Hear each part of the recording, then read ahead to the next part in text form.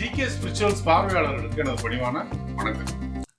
இந்த மாசி மாதம் கும்பராசிக்கு போராட்டமும் உற்சாகமும் சூழ்ந்த மாதமா இருக்கு. போராட்டம் ஏன் வருது அப்படின்னா, உங்களுடைய ராசியிலேயே அத்தனை கிரகங்கள் சனி, ராகு, புதன், சூரியன், சுக்கிரன், 21ஆம் தேதி வரப்போற செவ்வாய், இது எல்லாமே உங்களுடைய ராசியில இருந்து உங்களுக்கு ரொம்ப மனப்போராட்டங்களையும் குழப்பங்களையும் உண்டு பண்ணும்.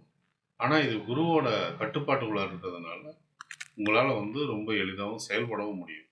ஆனால் நிறைய போராட்டங்களும் சுற்றி சுற்றி இருந்துகிட்டே இருக்கும்.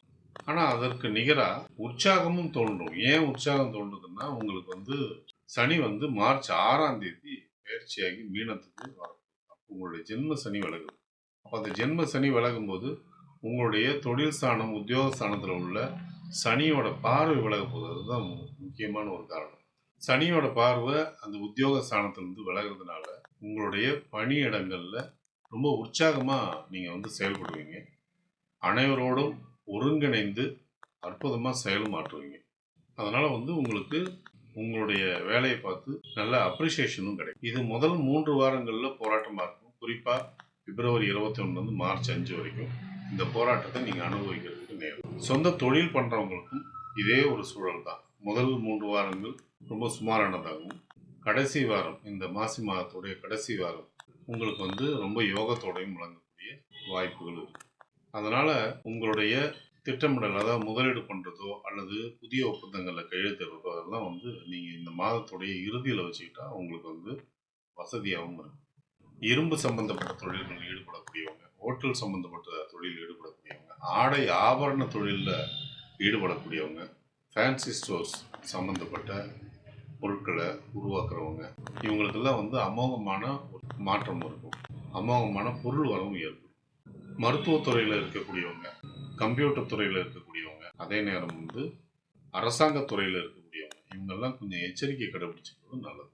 குடும்பத்தில் சந்தோஷங்கள் பெருகக்கூடிய நேரம் தான் அப்படின்னாலும், மனைவி ஸ்தானத்துக்கும் உங்களுக்கும் அந்த கிரகங்களுடைய பாதிப்பு அதிகமாக இருக்கிறதுனால கணவன் மனைவி கிட்ட இருக்கிற ஒற்றுமை குறையும்.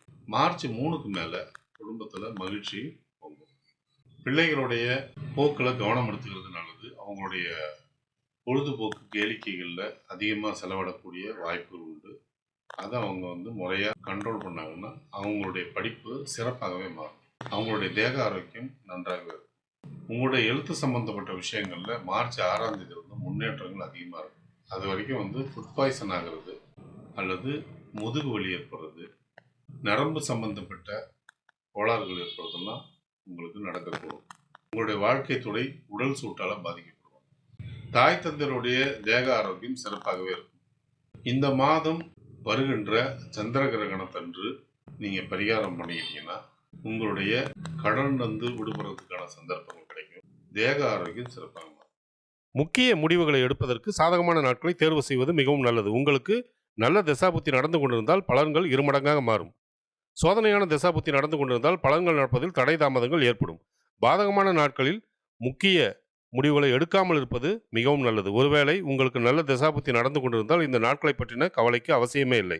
சந்திராஷ்டம தினங்களில் தேவையற்ற பயணங்களையும் தேவையற்ற பேச்சுக்களையும் தவிர்ப்பது நலம். இந்த மாதம் உங்களுடைய நன்மையை அதிகரிச்சுக்கிறதுக்கும் உங்களுடைய தீமைகளை நீங்கள் குறைச்சிக்கிறதுக்கும் நீங்கள் வழிபட வேண்டிய தெய்வங்கள் குரு தட்சிணாமூர்த்தி, தீர்த்தனகிரி சிவ கொழுந்தீஸ்வரர், திருப்பூந்துருத்தி புஷ்பவனேஸ்வரர்.